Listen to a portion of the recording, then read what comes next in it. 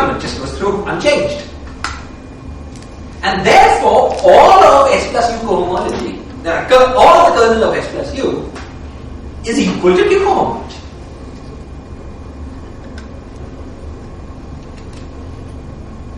Okay? So the arguments saying that S plus U cohomology, the kernel of S plus U is Q cohomology, are the same as the arguments that we used for the kernel of S being Q1 cohomology. That part, those arguments are completely abstract and general. That was the advantage of being the abstract. The new element we got is that we could exactly compute Q1 cohomology. And, the kernel of S, because that was so trivial. And find one-to-one map between the kernel of S and the kernel of S plus U.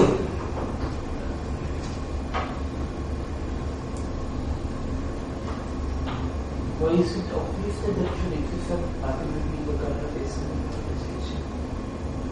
Well, we've just done it, right? We've shown. Given any state psi 0 that was annihilated by S, we have found the state psi that is annihilated by S plus U.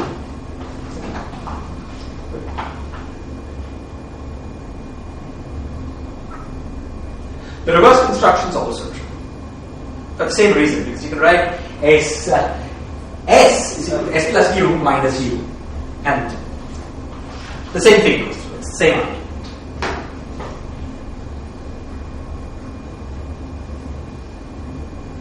Okay? Basically, this map between kernels is a very general property of lower triangular matrices.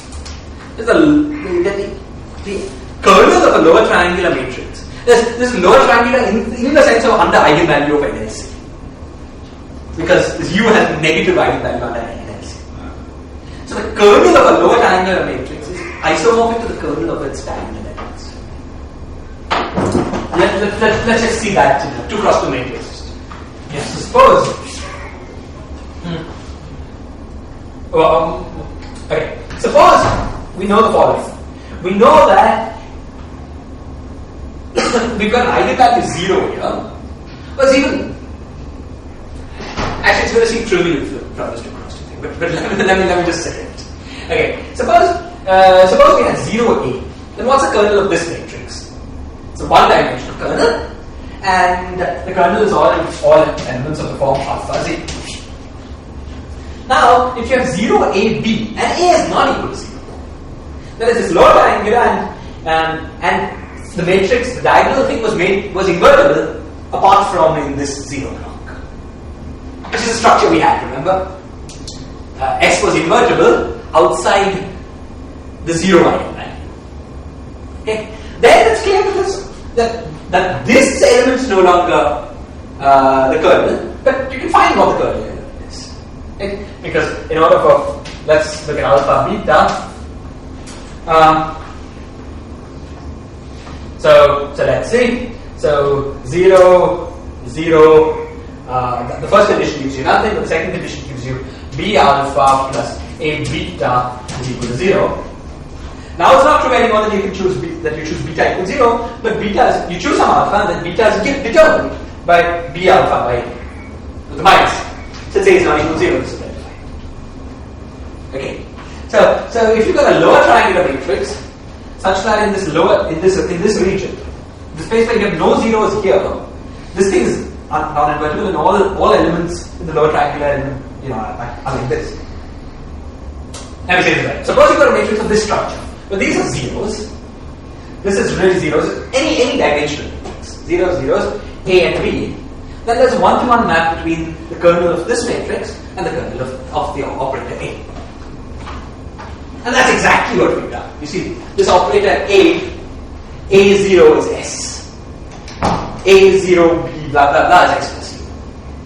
It's lower triangular in the sense we're using an eigenbasis of NLC. That's why this B comes down here, because it changes the eigenvalues of NLC. Okay, so you can just think of this in terms of matrices. In that terms, it's totally obvious. Sometimes this abstract construction in sets of matrices is just an entirely obvious statement. Is this clear? This is isomorphisms between the kernels. Is this clear? Okay, fantastic.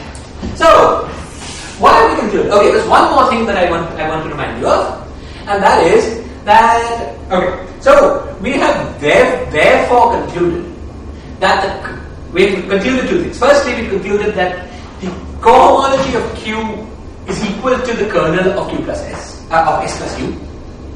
We've concluded that the kernel of S plus U is isomorphic to the kernel of S, which was equal to the correct Hilbert space, like good quantization. There's one more thing we have to worry about, that's inner products. Yes, but inner products generally. But let's worry about that. What I want to claim is, now suppose we got this map. Okay, I want to claim that the inner product between psi and, let's say we've got psi 1 and psi 2. Let's call this chi. Chi 1 and chi 2. Now, let's try to compute the inner product between psi 1 and psi 2. Remember that every u, okay, lowers NLC. Now, it's impossible to have non-zero, a contribution to the inner product from, if you have two states, both of which have NLC equals 0, and some operator in the middle which has a negative value of NLC. Just because you won't be able to, you can try it. You won't be able to eat up all the oscillators. There will be some oscillators left over to annihilate one or two of those states. Okay? So when you try to compute the inner product between psi 1 and psi 2, all terms involving u's give you 0. The only term that survives is equal to chi 1 vector. So with this particular map, we not only have produced a map that's an isomorphism between states, we've actually in fact produced a map that respects the inner product. I understand that it will be proportional. No, but with this one, it's exactly equal to. Exactly. Because everything else is just 0. Of course, we could have made it proportional by changing this constant to something else. By multiplying this. But with this choice of with this one, it's equal to.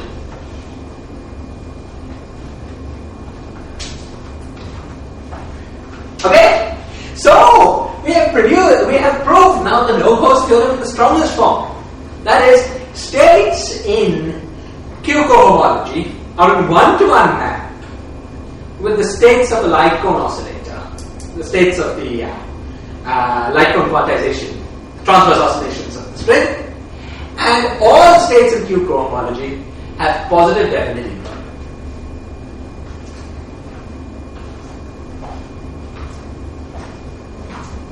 We don't have to worry about what happens if there's some operator some psi 1, some A, psi 2. Yeah. Okay. Now, you see that will require us to specify what kind of operators are there. Yes. That's a different level of. At the moment, we're just looking at the Hilbert space. We do have to worry about that, and then we look at string scattering amplitudes, but we will have to worry about that. Okay? But let's not be so ambitious at the moment. Okay. Okay? So, it's an incredible result and shows you the power of abstract mathematical reasoning. If you were to actually try to enumerate this Q cohomology level by level, let's say, it's quite difficult. But abstract mathematical reasoning can sometimes give you very powerful results. Physicists like me tend often to dismiss this kind of abstract thinking is often pointless. Well, but one shouldn't take that too far. It can be very useful sometimes. This is really exciting. Okay, so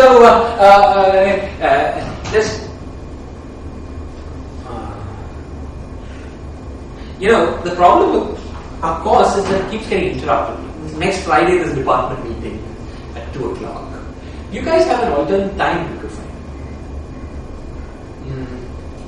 Or maybe it's okay. Okay, we might try to come up with an alternate time offline, otherwise we won't have. So can I just take 15 minutes more now?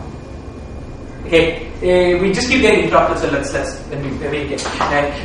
Of course, those who want to leave, please go ahead. There's no penalty for that. Okay, let me just take 15 minutes more just to talk about the remaining things I wanted to talk about today. Okay, it could be that next time we meet is next Wednesday. Don't get too far. Okay, now the next thing I want to do that I want to tell you about. The next thing I want to tell you about is about an explicit construction of states in Q cohomology.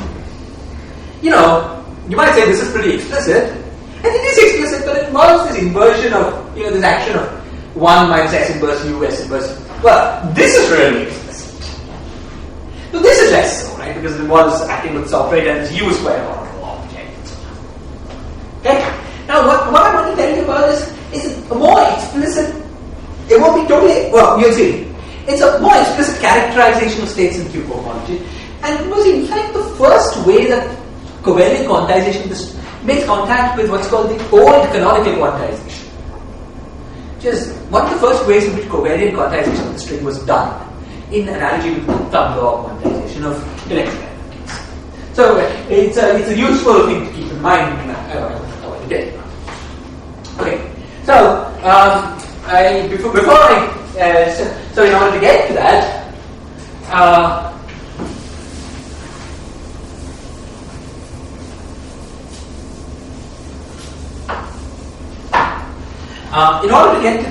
I want to tell you about one property. I want to tell you about one property of the states that have been constructed by this construction. And the property is that these states all have zero eigenvalues under the operator 2n minus plus nsc plus nb.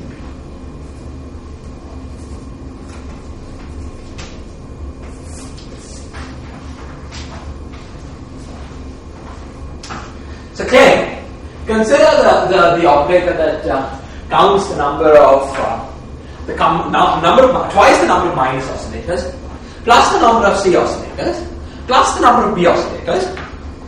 Okay, that the state that we construct by this construction always has zero eigenvalue under this operator. This is the claim. This is the claim that I want to justify. Okay, how do I justify this? Well, let's first count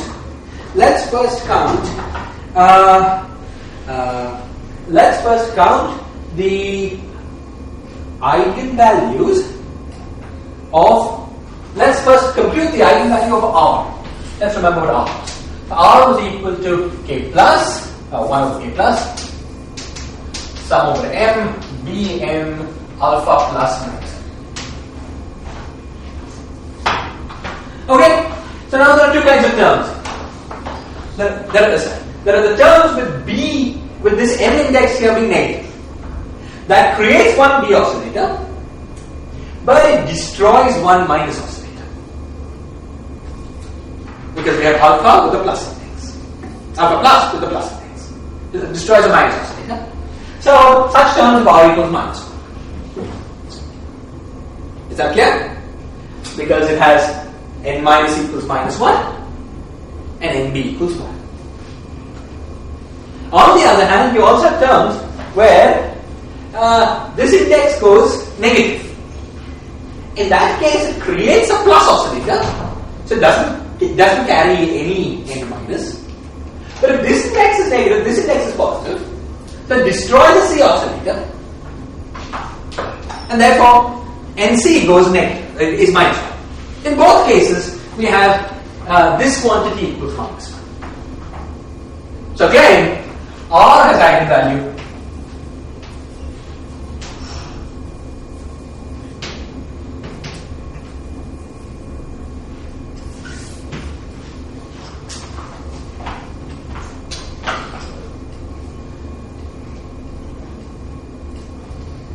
the statement is that R computes that our commutator of that operator with R is minus R.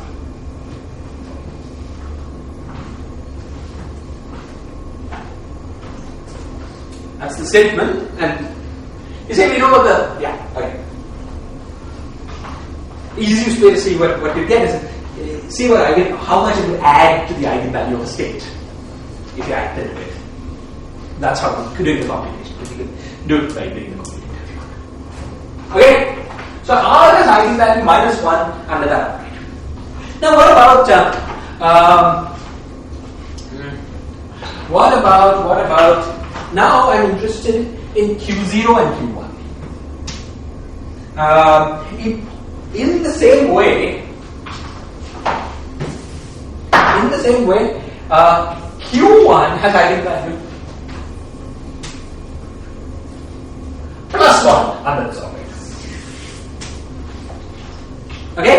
And you can easily check that because of this, or just directly check, that S has eigenvalue 0 under this operator.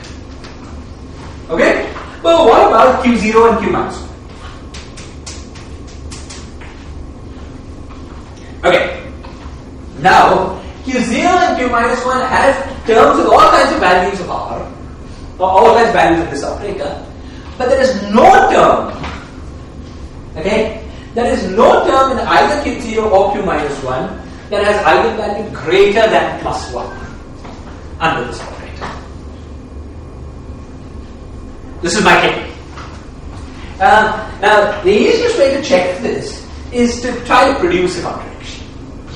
You know, it's going to be important for what I say that this is true, that there's no term with eigenvalue 2 or 3 or something like that.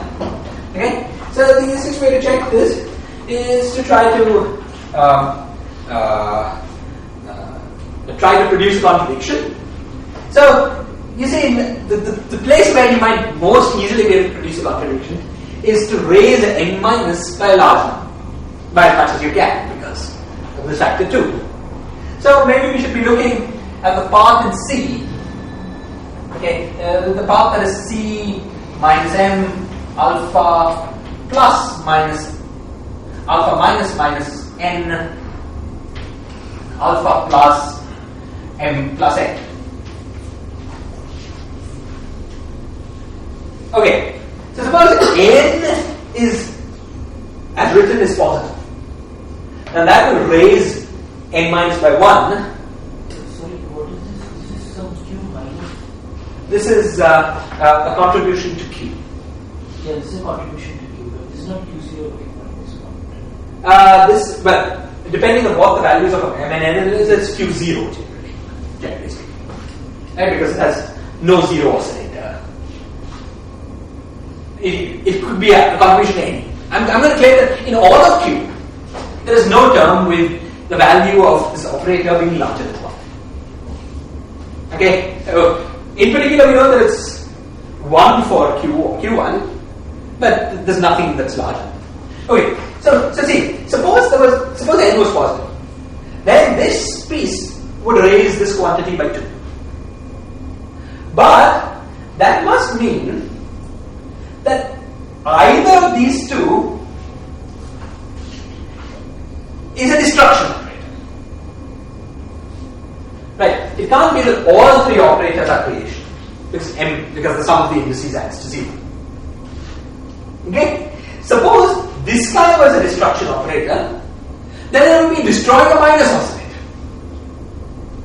So it eats up the benefit of having this creation operator. This would be a creation operator, but it's just as eigenvalue 1. So there are pieces in which you get this quantity being eigenvalue 1, from this guy being creation, this guy being destruction. Then this cancels, and you get 1 from here. Or you could have had this guy being creation, this guy being creation, this guy being destruction. Sorry. This guy being creation, this guy being creation, this guy being destruction. This creation just creates a plus oscillator. That doesn't enter this operator. This creates a minus 1. This is eigenvalue plus 2. But this, because it's destruction, gives you an extra minus 1. So once again you get 1. Okay? You examine all the terms. You convince yourself that there is no term with eigenvalue larger than 1 of this operator. Anywhere in Q. Therefore, the operator U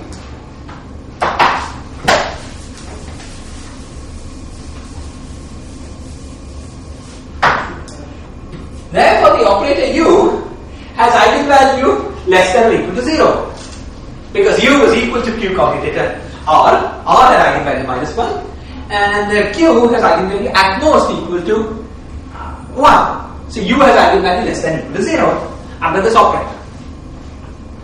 Okay? But the operator is by construction positive definite. It's number plus number.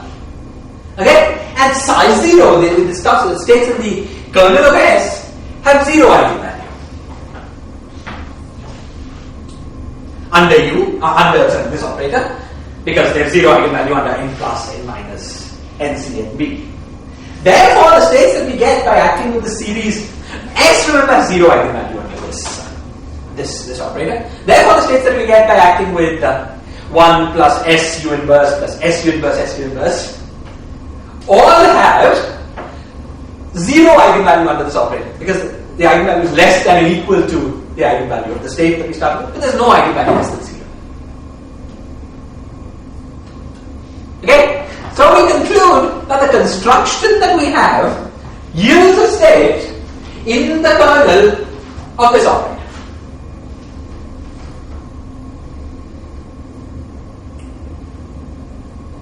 Is this clear?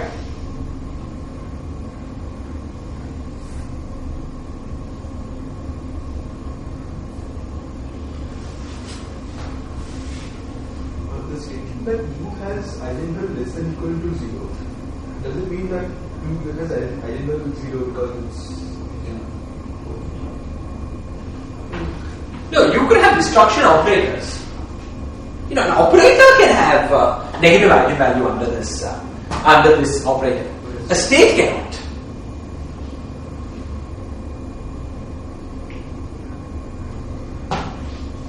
Let me repeat the argument. U has negative eigenvalue under this operator. So the state psi 0 has 0 eigenvalue under the operator. S has 0 eigenvalue under the operator. Has negative or 0. U has negative or 0. Okay? So if we consider the state we get by this series operation of 1 plus S inverse U plus S inverse U, S inverse U, the eigenvalue of the state must be less than or equal to 0. Right? Because act with this operator on that state, S leaves it unchanged, U lowers it. But there's no state with eigenvalue less than 0.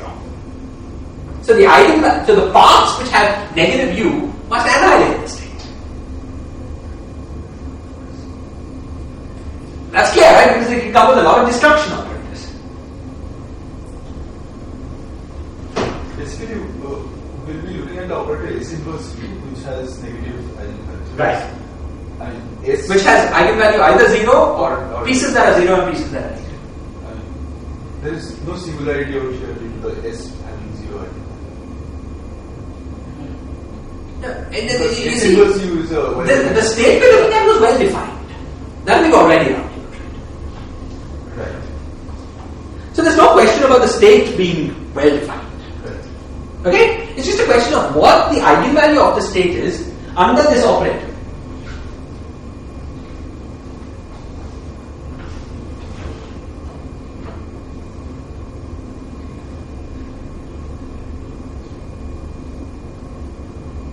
Okay? It has to be less than, if we decompose it in some eigenvalues, it must be decomposed into states with eigenvalues less than or equal to 0. This is clear, right? But there's no state with eigenvalue less than or equal to 0. So the state must have eigenvalue equal to 0.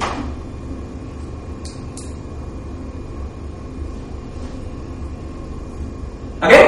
Therefore, we conclude that all our states, all the states that we got by this construction, obey the condition n minus on psi is equal to 0, nc on psi is equal to 0, nb on psi equal to 0.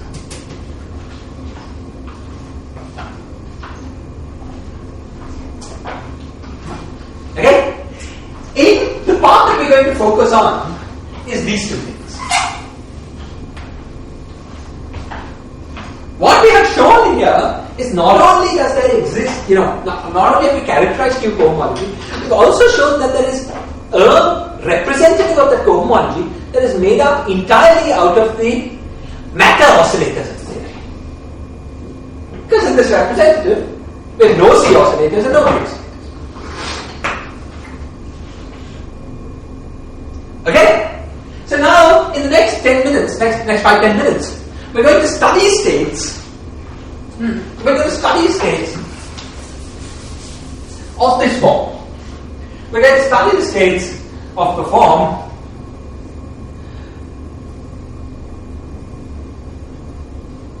states that are in the C and B vacuum.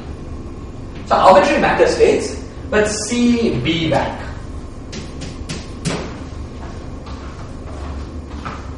So I understand that studies hence can only consist of transverse oscillator plus the plus oscillator. Plus, that's correct.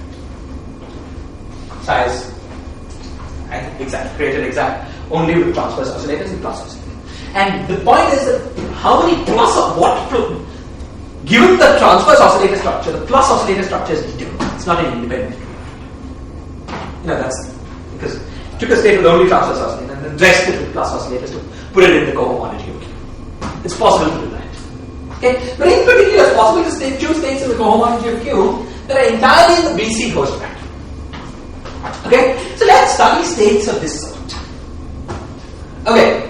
So, let's suppose we've got a state that is in the BC host vacuum. Okay? And we act on it with Q. Okay? What does it mean for the state to be Q closed? Well, you see, because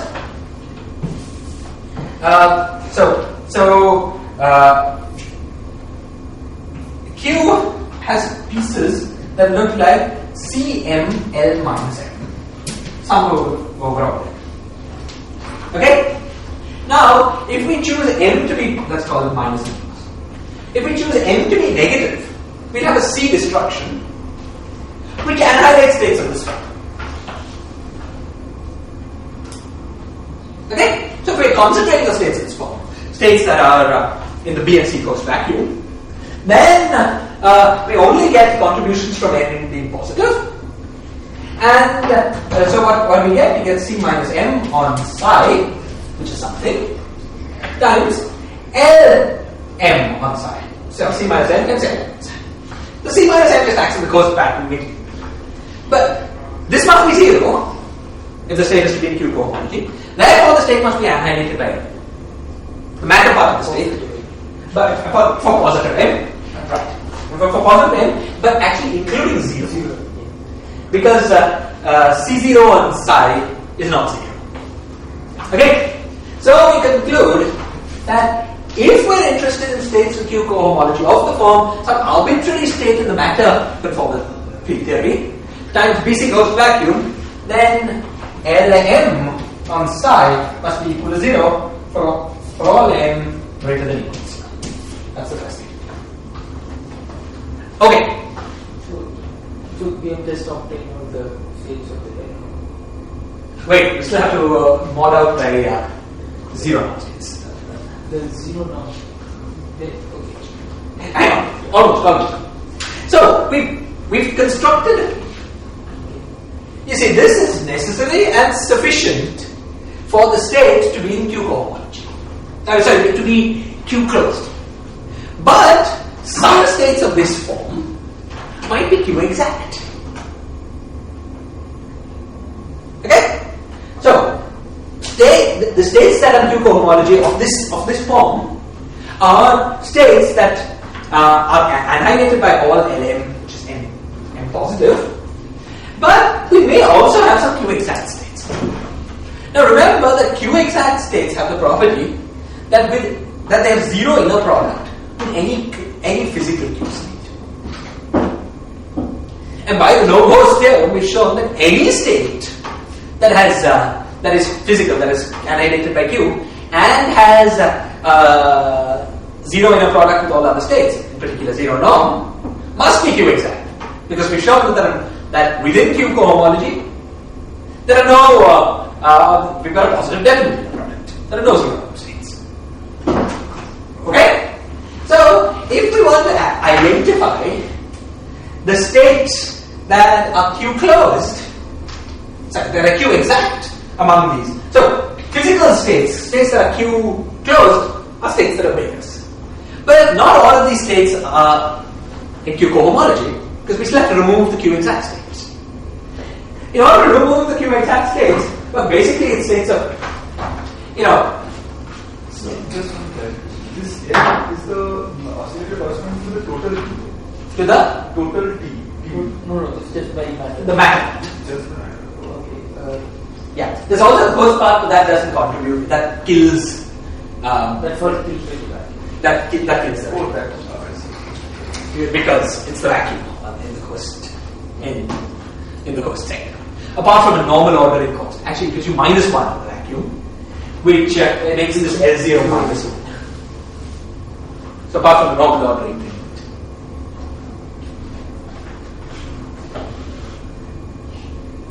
Okay, fine. So now you can do this more systematically, but an easy way to try to identify all states that are Q exact is to just identify all states that are of this form that are zero norm. Now, what states can you find of this form that are zero norm? Let's try to use the same kind of reasoning that we used for Q cohomology. You remember that states that were zero norm were simply Q on something else. So suppose we had states that were L minus N on some kind. Suppose we had got a psi that was this. Now let's compute the inner product of psi with any psi phase. Let's call it A phase. Let's compute this inner product. So this is equal to chi L plus N. A phase is equal to 0. Because Ln annihilates every physical state. So, if you have a state that is a descendant, that is L minus N of some other state, such a state can sometimes also be primary. Okay, so let me introduce some terminology. States that are annihilated by all ln's for n's positive are called primary states. States that are obtained from some other state by the action of L minus n, but for n positive, are called descendant states. Now, if you have a state that is both primary and a descendant, a state that is both primary and a descendant, it has zero norm. And therefore is in Q cohomology. Is not in Q cohomology. I mean, it's Q exact. You can basically show that I won't try to do it. That this exhausts the set of Q exact states of this form. Okay? So, if we're looking just at the matter center,